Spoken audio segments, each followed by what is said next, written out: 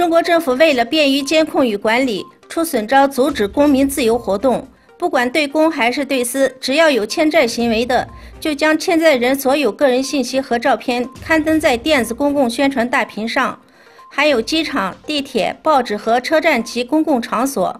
目前，中国已有上千万人由于欠债而被禁足。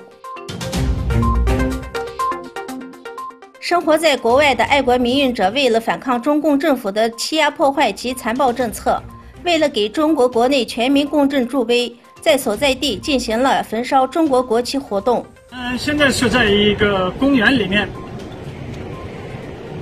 我们今天的活动呢，就是要把这一面匪旗、中共流氓暴政的器官移植是将健康的器官移植到另一个丧失器官功能的人体内，使之迅速恢复功能的手术。可中国政府将它变成了可怕的黑市交易。北京人民解放军某医院不断扩增移植中心的床位数，器官移植纯收入以惊人的速度不断翻倍增长。可有多少医生关心器官供体是什么人？寓意人是维吾尔人、藏人还是法轮功学员？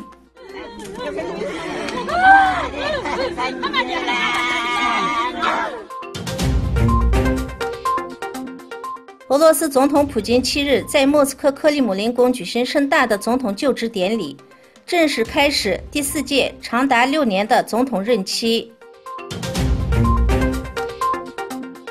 在美国总统特朗普和朝鲜领导人金正恩即将举行历史性首脑会晤之际，朝鲜再次评级美国，警告说美国继续施压是要使局势回到原点。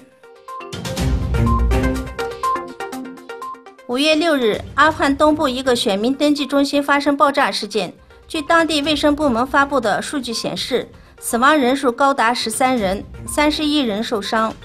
伊斯兰国极端组织再次宣称对此袭击事件负责，这是阿富汗境内15天内发生的第4起爆炸事件。